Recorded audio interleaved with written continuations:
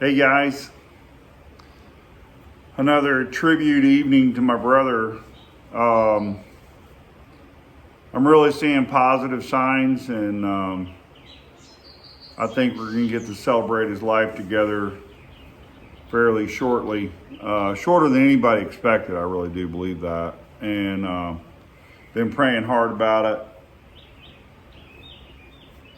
So, kind of a neat subject before we go on to, I don't know, I kind of putting off growing old together because they were fun, but they're not near as much fun as we were kids growing up and teenagers growing up and that kind of thing. And it was a new deal that kind of came to me. It's like, and I pray about this, Lord, give me some, the great memories and speak through me. And so hopefully that's coming across because the road trip thing with Roger, whether we were little kids or teenagers or young adults or whatever it was always an adventure. And I mean, it was kind of like, I'm sure that's the way it was with my dad. I see a lot of my dad as a young kid in my son. I mean, if you were to give him an Indian name, it's called Acetal. Because he has no ass at all. I mean, just skinny as a rail, and Roger was that way. And I could never do it. I guess I got too much ward blood in me or whatever. But they could literally, all my uncles could do it. There's a picture somewhere. I think Scott may have it. You need to dig that up in that big box. And if you can't dig that up in that big box, you need to ship that big box of pictures to me and I'll dig it up.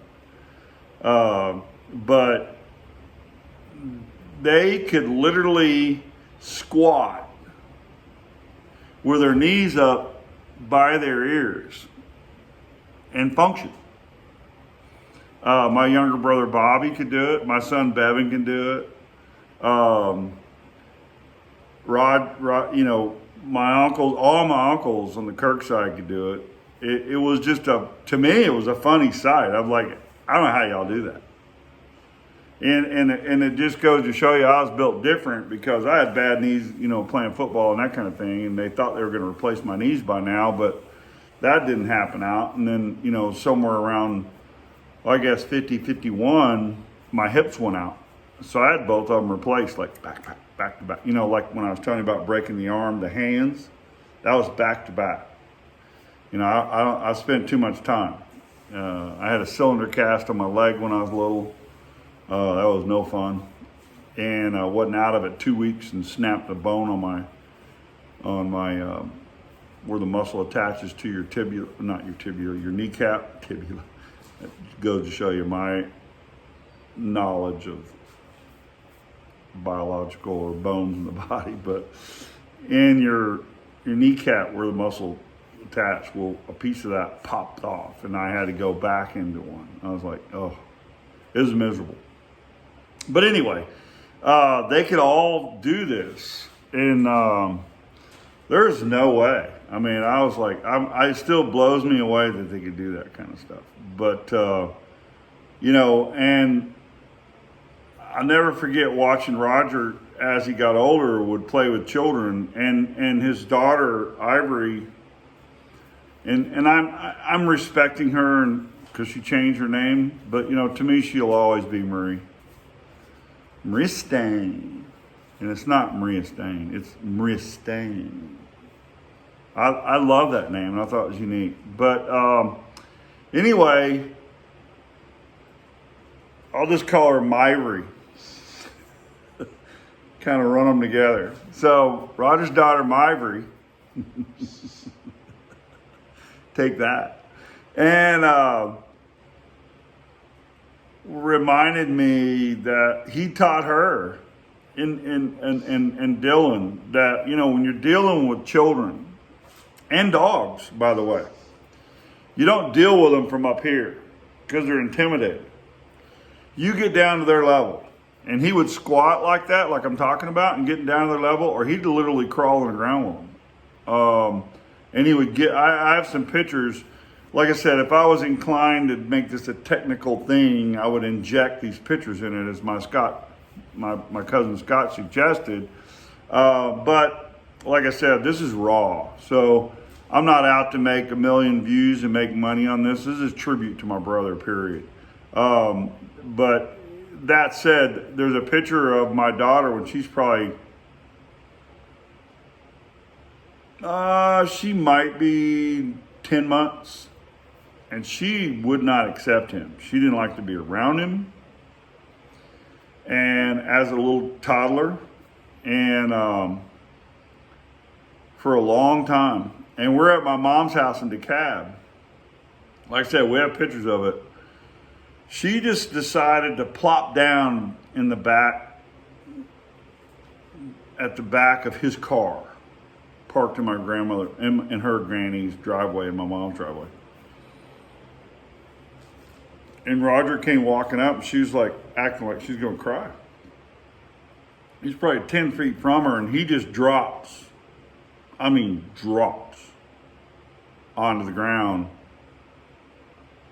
and starts talking to her. And he got her attention. And he squirmed a little closer. We took another picture. I think he got within 4 feet of her. Now as close as she goes, that's far enough. It's funny because later on, they became just almost soulmates, because his influence on her psyche and ability and way with words and how to write, and express yourself. That would be a better terminology there. She learned from him how to express herself. And if you guys have ever read my daughter Riley's writings or in Facebook or whatever, man, it's like, wow. I mean, you don't need a picture. You don't need a film. You don't need any of that. She paints it beautiful. And Roger had a beautiful knack for that, to paint those pictures. Like I said, I'm going to contact a few of his old friends, and it may be sitting in a garage out in New Mexico where a lot of his stuff is. But he has a poetry book, like I mentioned it before, where some of his high school friends and grew up with him in college and that kind of thing, lifelong friends, had just encouraged him. And I'm talking about literary, that's easy for you to say, literary people that were very, very knowledgeable about this stuff and had degrees in it, would beg him to let them publish it. And then he could just be that, I talked about the no money free spirit and the billionaire free spirit, they're the same. They are. One just made it and doesn't care about money anymore, and the first one doesn't care about money to begin with. And that was Roger at the other end. So he goes, nah, don't want any part of it. And I'll say this, as egotistical as he was, and sometimes you felt like self-centered, but when it was self-centered, when I look back on it, those self-centered moments, he was trying to get your attention where you'd pay attention to him so you would get it, okay? So you would okay, I'm telling you something here. I'm trying to enlighten you, and I want you to get it. And he had a unique way about that, and it was hard to figure that out. But, like I said, that poetry book, we need to find that somewhere, because I truly would love to see Myvery, Dylan and Amber benefit from that, because I think it's that good, like I said, Bob Dylan-ish, seriously. So, like I said, but when you go on road trips with him, it was phenomenal. I can remember a road trip we took to California, and Roger had gotten a little bit of I think him and my dad were at odds with each other and that kind of thing. And there's a lot of other stuff going on that I won't go into, but it came to the deal where, especially identifying with the Haight-Ashbury, San Francisco stuff with the long hair and not being short haired and respectable, you know, like I'll tell you one about that in a minute. Where, you know, they would, like I say, profile. I mean, we call it profiling now, but they look at you and judge you immediately. And Jesus preached against that like crazy. Don't judge a book by a cover. So that went on a lot. And they came to agreement. My mom, her mother, Granny Ward, and her oldest sister, Abby, were going on a trip with us to California to visit their sister, Etta, which Etta probably had the most influence on my mother. Extremely intelligent, lived in California, loved California, had a huge family. I think she almost had 10 kids. I'm not going to add them up right now. And that's where she came from. My granny and Paul had 10 children. My mom was the youngest. And I think Etta was somewhere in the middle. And Etta was my mother's, who looked up to her the most and was the most like her. I mean, their favorite word was, if you told them something, they'd go, shit. That's them, all right? So that was their favorite word. Anyway, but Etta and my mom were so much alike, and we were all going out there to meet them. I can't remember what age we were. I guess my brother was 18, which would put me at 13 or something like that, and then Bobby at, 8? Yeah. So it was us three boys, my mom, Abby, Granny Ward, and my dad, all in one car. And if I remember right, it was a Buick Wildcat. That tells you how big them suckers were. Like tanks. And we're going to California. Well, Roger got to go for one reason. That's the way I got it back then. I mean, there's other underlying things, but my dad said, okay, if you get a haircut. I don't know. I don't remember if my dad actually ever knew, because you couldn't get much by him anyway. So Roger shows up, and when I first saw him, I went, ow. It was cut, jet black, almost a Beetle mullet kind haircut, but it immediately, he was society acceptable. I mean, immediately. And turns out it was a wig. And he had his hair all stuffed up underneath it. And I guess he made an agreement. I don't know, it was my mom and dad. They did all this. I don't know. Or don't remember. But that's how he had to go to California with us and back. I think it was a stipulation. And it was probably, if I had to guess, looking back on it, get your hair cut and you can go. So he came up with an alternative, and my dad accepted it.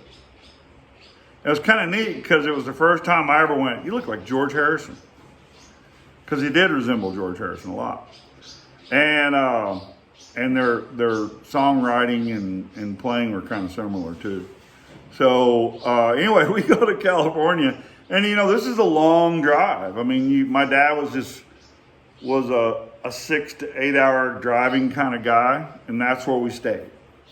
I mean, you didn't stop much. With women, it was different, but it's kind of neat because we'd go out there, and you're going through, New Mexico, and I can't remember where we started. I think we might have started in Oklahoma because they came up there in Lawton, and then we drove down out through New Mexico, and then, and I guess if my geography's right, Nevada, you know, and then into California. And, you know, you got, if anybody's ever made that trip, you got those curio shops, you got rattlesnakes and all the Indian stuff and things like that. And so we would stop. I mean, I've never seen my dad do that. We stopped at every place, and Roger had this corncob pipe that had a stem on it about that long. Of course, I knew, and he would slip off and smoke whatever he was smoking, and come back and enjoy, you know, with everybody else and that kind of thing. And then, but he was a riot. My Aunt Abby, I don't think she's ever been around him grow her up, but she was around him when he was a little kid growing up. So they were good friends. And Granny, of course, that was her baby's first child. So he was very special to her. And so, but he kept them laughing. I mean, it'd be a bore. Roger, that was the deal. He was the life of the party. And he would keep you laughing and make, you know, talk. But he also was very, very knowledgeable from an early age about early American Indians and stuff. And so he knew all the tribes that we were going out, you know, and he would tell, look, there's this, there's that. This is Cheyenne country. This is Comanche country. And we're Cherokee by Scotch-Irish Cherokee. And anyway, so he would keep, and they were just, he was like our tour guide. And it was just because we got to California, and Annetta, I mean, it was just a blast. And they had this big old, you know, in California where she lives in Oxnard. And then back in that day, I can't remember, 70s, you know, or late 60s, I guess it was, 68, 69, somewhere in there, or 70. That was when we took this trip. Well, there were huge, big, giant farms, even in Oxnard. Now I don't think they exist anymore because it's just people growing up. But she lived in a trailer park that was, and to be honest with you, back then, a trailer park, there's no such thing as trailer trash. It was very well-kept, respectable trailer park. And in California, even to this day, I mean, the cost of living is so much that if you lived in one of those, you're doing well.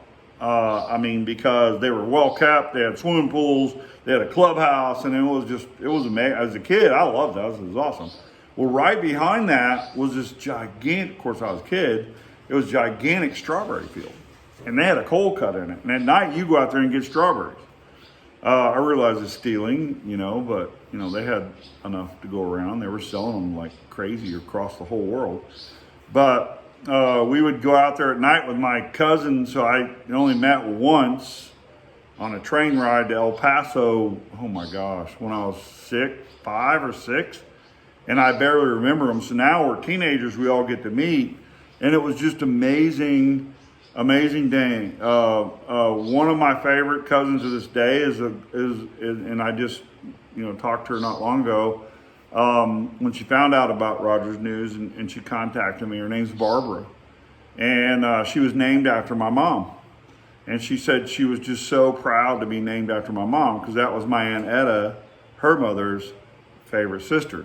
And I know they're all great, trust me, but everybody's got their favorites. Like I said, they were two peas in a pod, no doubt about it. But we had so much fun interacting like that with Roger, and all the way back we did the same thing.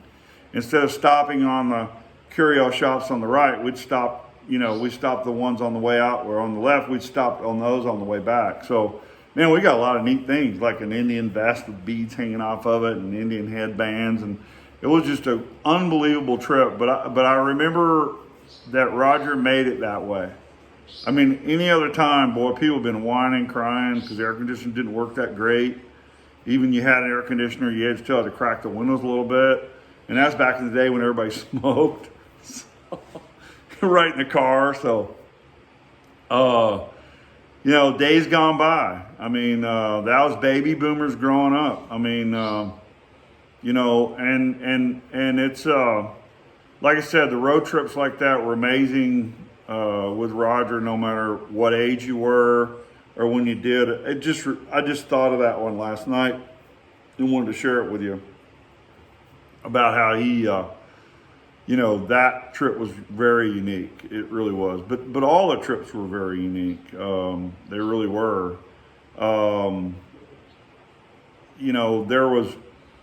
There was another time we all. No, we went to my parents. James, my dad's brother, lived in San Diego. Went out there to meet them, and when we did, we went to Disneyland. And so we're all in Disneyland, and Roger was old enough to where they said, okay, we'll let Roger take the kids. So not the younger, like my brother Bobby. I don't think Cliff either. Maybe Cliff. I can't remember Cliff. You'll have to remind me. Bobby and Scott didn't go with us. They went with mom and dad and them. And then, my cousin Mike, Debbie, Roger, and I, for sure,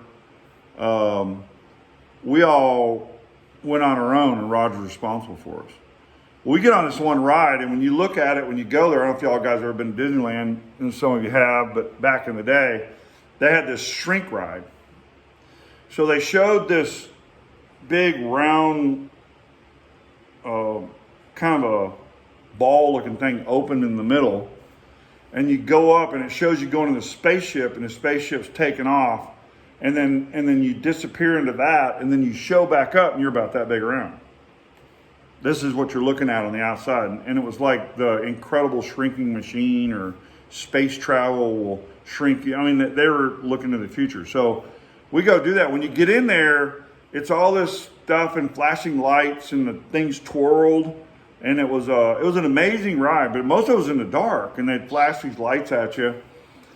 And growing up with my dad, Roger was probably more mischievous than me, but we all had this little mischievous little on us. And so we just happened to be going like this, and the lights came on, and my cousins were facing each other. And they're yelling, ah! And they come back around, and for whatever reason, I started it. I spit on them or at them. And so when it came around and it wound up, I think we were in 3 cars. So and you face each other one way or the other going through this whole ride, we were spitting on each other. And when we got out of the ride,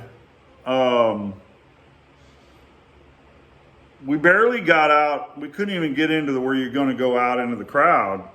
There's this 6'20". I'm just kidding, because we're kids. I mean, he's probably 6'6", easy. Huge security guard guy. And he goes, you, come with me. And we're all like, holy crap.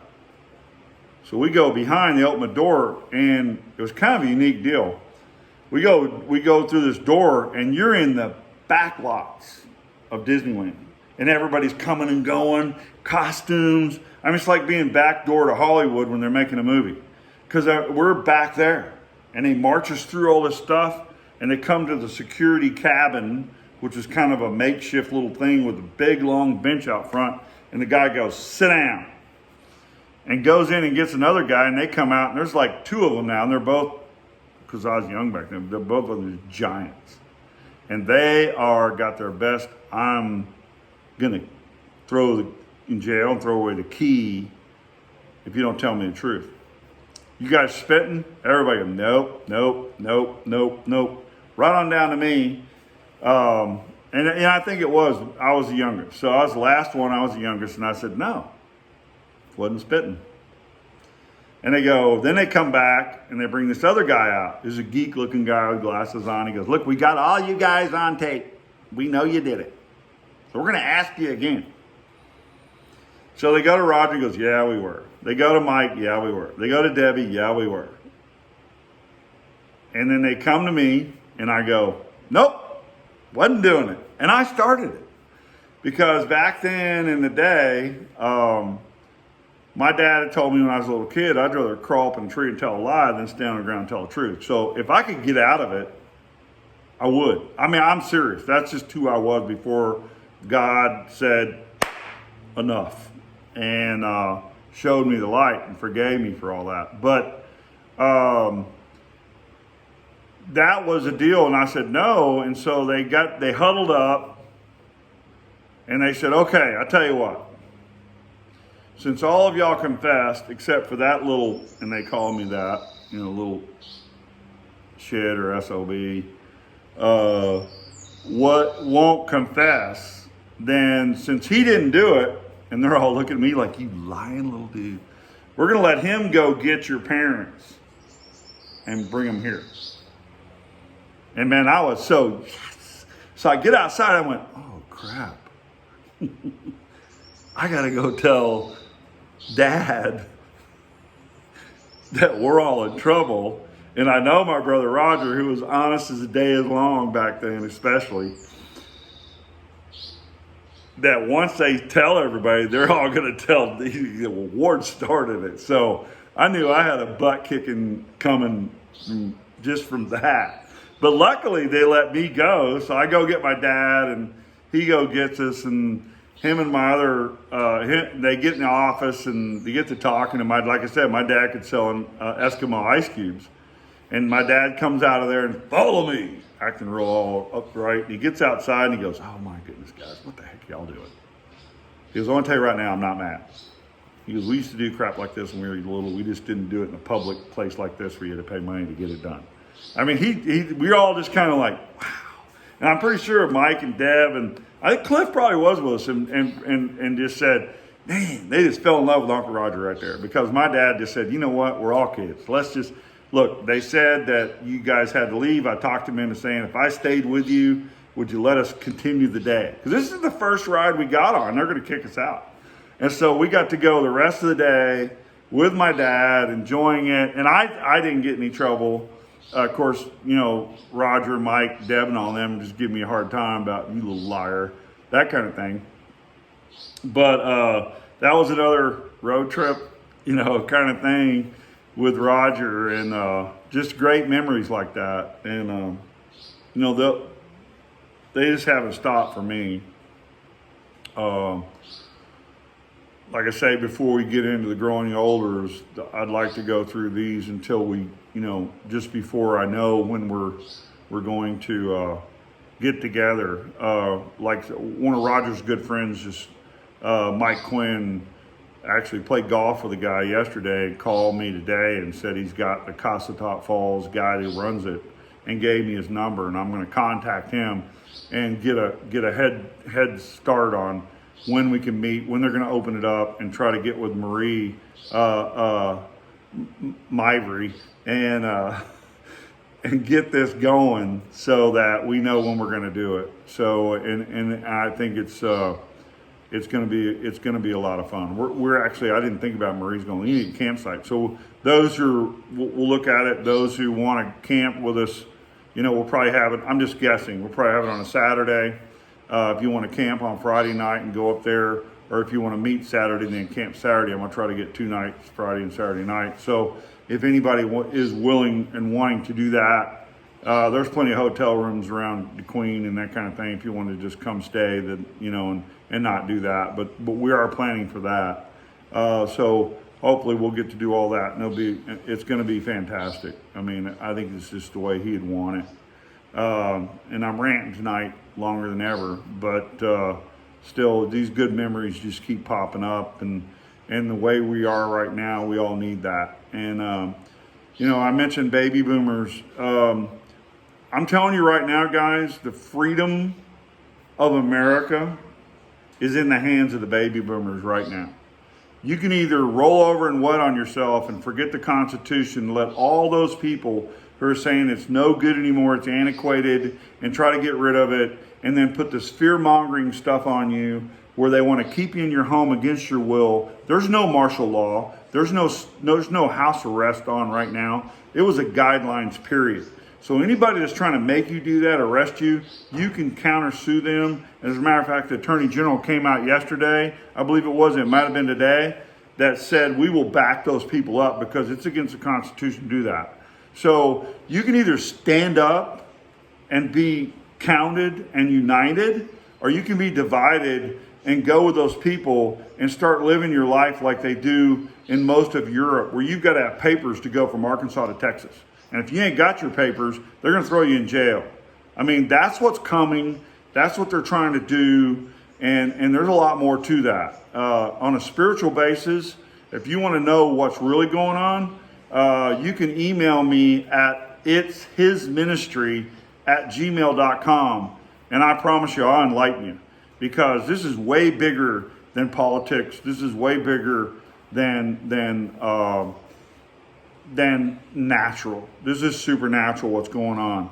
And so, just as Jesus said on the cross, after all of them spit in his face and beat him to a pulp unrecognizable, and put a crown of thorns on his head, and he sacrificed his life for our sins, and did that for us because his Father loved us so much, and sent his only begotten Son so we could have everlasting life. He did that for us. All you got to do is confess it, confess your sins, repent, and go to that, and you're saved. And you'll have eternal life with the Father. It's that simple. But if you don't do that, then you're what they're trying to do and what they've been trying to do for the last 50 years and almost got accomplished the last 8 years, you're going to be in lockdown whenever they say.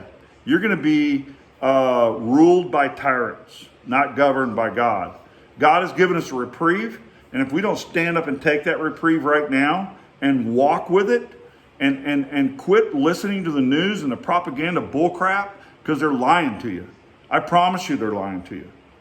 And I know that with all my heart.